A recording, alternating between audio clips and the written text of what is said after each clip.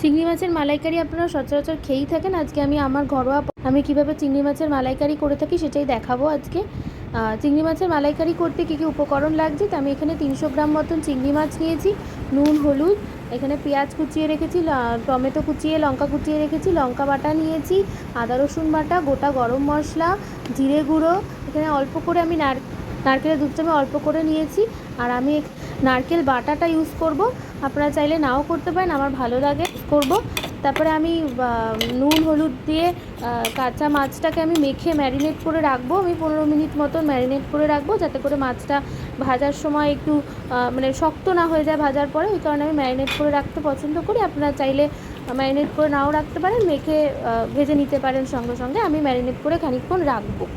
তারপরে আমি রান্নাটা শুরু করছি। আমি এখানে সাদা তেল ব্যবহার করছি, আপনারা চাইলে সর্ষের তেলও ব্যবহার করে নিতে পারেন। তারপরে আমি মাছগুলো ভেজে নেব আস্তে আস্তে, অল্প ওই গোল্ডেন ব্রাউন হওয়া অবধি ভাজবো, কারণ আপনারা জানেনই চিংড়ি মাছ ভাজতে বেশিক্ষণ টাইম লাগে না। ওই 2-3 মিনিট মতন তেলে মাছটা রেখে উল্টে পাল্টে নিয়ে ভেজে নেব। তারপরে 2 ভাগে আমি ভাজছি, কারণ আমার মাছটা যেহেতু একটু বেশি, ওই কারণে আমি 2 ভাগে ভাজছি।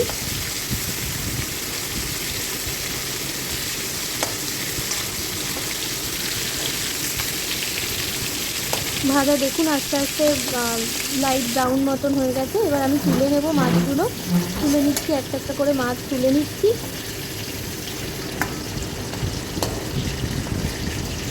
এরকমভাবে মাছগুলো একটা একটা করে তুলে নেবেন। এবার ভেজে নিচ্ছি। আবার আমি সেকেন্ডবারের মাছটা যেহেতু বললাম আমি 2বার করে ভাজবো, আমার মাছটা একটু বেশি বলে আমি 2বার করে ভাজবো। এবার আমি সেকেন্ডবার ভেজে নিলাম। এরপরে আমি তেলের মধ্যে ওই মাছ ভাজার তেলের মধ্যে আমি গোটা গরম মশলা দেবো, আর একটু তেজপাতা আর শুকনো লঙ্কা দিয়ে একটুখানি অল্প নেড়ে নেবো আর কি, লাল একটুখানি গন্ধটা হওয়ার জন্য অবধি করে নেবো, নেড়ে নেবো। দিয়ে তারপরে আমি পেঁয়াজটা কেটে রেখেছিলাম, কুচো করে কেটে রেখেছিলাম, সেইটা দিয়ে দেবো, দিয়ে একটু নাড়বো।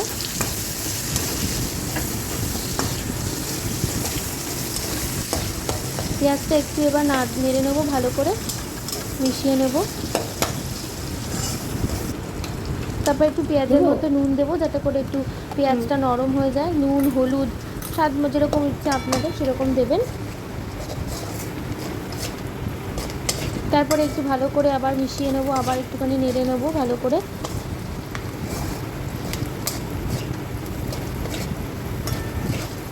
এরপরে আমি টমেটো যেটা কুচিয়ে রেখেছিলাম সেই টমেটোটা দিয়ে দেবো, দিয়ে আবার সেটাও একটুখানি ভালো করে নেড়ে নেব।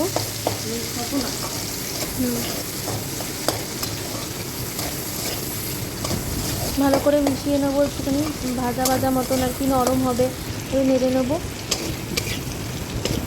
2-3 মিনিট মতন নেড়ে নেবো, মিশিয়ে নেবো জিনিসগুলোকে।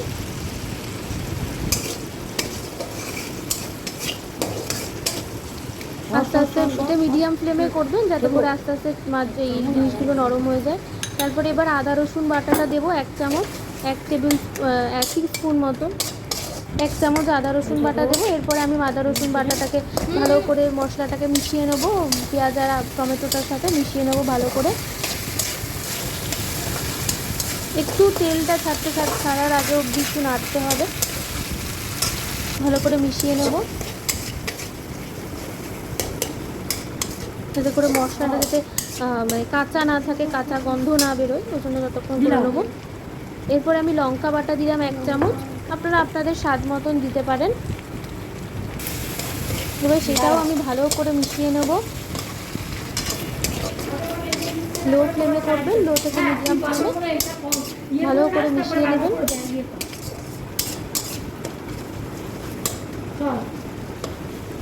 ভালো করে মিশিয়ে নেবেন। এরপরে আমি জিরে গুঁড়োটা দিচ্ছি 1 চামচ, সেম 1 চামচ মতোই দিচ্ছি।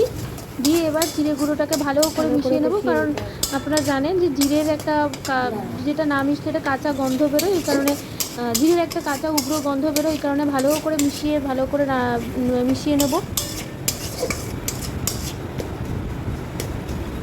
এই সময় একটু নাড়তে হবে। তারপরে এবার স্বাদ মতন চিনিটা দিয়ে একটুখানি করে মিশিয়ে নেব, দিয়ে এবার জল দিয়ে এবার গ্রেভিটা বানানোর জন্য অল্প করে একটু জল দিলাম, দিয়ে এবার গ্রেভিটা বানানোর জন্য ছেড়ে দেবো। এবার অল্প মিডিয়াম ফ্লেম দিয়ে দেবেন, মিডিয়াম ফ্লেমে করে তেল ছাড়া অবধি জিনিসটাকে হতে দেবেন, কষাবেন, ভালো করে নাড়বেন, ইয়েটাকে মশলাটাকে ভালো করে নাড়বেন, নেড়ে মেশাবেন জিনিসটাকে যতক্ষণ তেলটা ছাড়ছে, জলটা টেনে আসছে, তেলটা যতক্ষণ না ছাড়ছে ততক্ষণ ভালো করে নাড়বেন।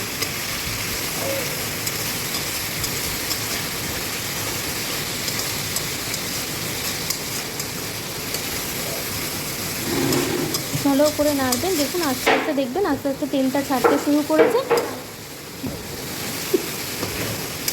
ভালো করে মিশিয়ে ভালো করে নাড়বেন। এটা এই সময় একটুখানি লো ফ্লেমে থাকলেই ভালো হয়, তাহলে কষতে সুবিধা হয়। এরপরে আমি নারকেলের দুধটা দিয়ে দেবো, আমি অল্প করে নিয়েছি, আপনারা চাইলে আরও বেশিও ইউজ করতে পারেন। আমি যেহেতু এখানে নারকেল বাটাটা ইউজ করবো, এই কারণে আমি নারকেলের দুধটাই দিলাম। এরপরে ভালো করে নাড়বো, নেড়ে তারপরে আমি একটু বাটার ওই বাটি ধোয়া একটু জলটাও দিয়ে দিয়েছি। দেখুন কালারটাও খানিকটা চেঞ্জ হয়ে এসছে। ওদের কি করার মধ্যে লাগে না, ওরা সেরকমভাবেই চলে। আমি এখানে লঙ্কা গুঁড়ো ইউজ করবো না। এবার আস্তে আস্তে ওটাকে কষবে। এরপরে আমি মাছগুলো দিয়ে দেবো, মাছগুলো দিয়ে ভালো করে মিশিয়ে নেব। মাছটা দিয়ে ভালো করে মশলার সাথে মাছটাকে ভালো করে মিশিয়ে নেব। এরপর এই টাইমটাতে একটু ভালো করে আপনাদের কষাতে হবে, ভালো করে মিশিয়ে নেবেন, একদম মশলাটার সাথে যেন মাছটা ভালো করে মিশে যায়। এই সময় একটু আঁচটাকে মিডিয়ামেই রাখবেন, কারণ যাতে করে আর কি মশলাটা ভালো করে মেশে আর কি মাছের সাথে। একটু বাদে ভালো করে মিশিয়ে নেবেন, আমি একটু দেখিয়েছি ভালো করে।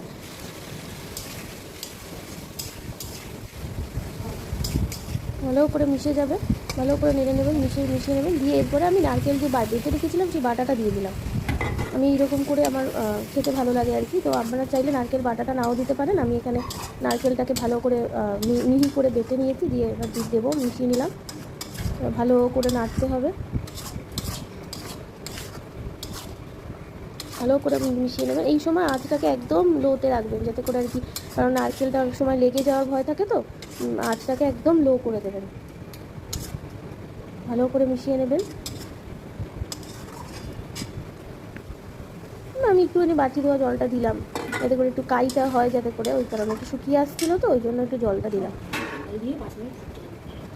যেরকম আপনারা ঝোল খাবেন সেই রকম রাখবেন, আমি এরকমই ঝোল রাখবো, আমি আর জল দেবো না, এইটুকুই জল দিলাম। এরপরে একটু ফুটতে দেবো। এই কাজটা পরিষ্কার করবো, ওই লো থেকে মিডিয়াম ফ্লেমেই রাখবেন, ভালো করে ফুটতে দেবেন। এবার ফুটে এসছে, আস্তে দেখছেন তেলটা আস্তে আস্তে ছাড়ছে। এরপর আমি একটুখানি আর কি টেস্ট করে নিলাম, নিয়ে এবার স্বাদ আমার মনে হলো একটু নুন লাগবে, তো আমি স্বাদ মতো নুন চিনি দিলাম, দিয়ে এবার একটু মিশিয়ে নেবো, কারণ তো মিশবে না। এরপরে আমি একটুখানি এই আসল ইনগ্রিডিয়েন্ট, এবার আমি একটুখানি কাঁচা দুধ ব্যবহার করছি, যেরকম প্যাকেটের দুধ কেনেন আপনারা সেই দুধই ব্যবহার করছি, অল্প করে 1 বাটি মতন, ছোটো বাটি, যাতে করে আর কি গ্রেভিটা একটু ঘন হয়। লো ফ্লেমেই রাখবেন, ভালো করে নেড়ে মিশিয়ে নেবেন, ফুটতে দেবেন আর কি। ফুটে এসছে, দেখুন তেল ছেড়েছে। এরপর আমি ঘিটা দিয়ে দিলাম, এবার নামিয়ে দেবো। কাঁচা লঙ্কা চেরা দিয়ে দিলাম, চেরা কাঁচা লঙ্কা, যেরকম ঝাল খাবেন আপনারা সেরকমই দেবেন। একটু খানিক ওই 5 মিনিট মতন একটু ফুটবে, দিয়ে এবার আপনারা নামিয়ে নেবেন। দেখুন তৈরি হয়ে গেছে চিংড়ি মাছের মালাইকারি। ভুল ত্রুটি হলে কমেন্ট বক্সে জানাবেন। আর প্রথম ভিডিও পোস্ট করছি, সাবস্ক্রাইব করবেন, ভালো লাগলে কমেন্ট বক্সে জানাবেন। যদি কোনো রেসিপি আর নতুন কোনো রেসিপি আমাদের কাছ থেকে আপনাদের জানতে ইচ্ছে হয়, তো আমাদের জানাতে পারেন, কমেন্ট বক্সে লিখবেন। দয়া করে সাবস্ক্রাইব করবেন আমাদের চ্যানেল।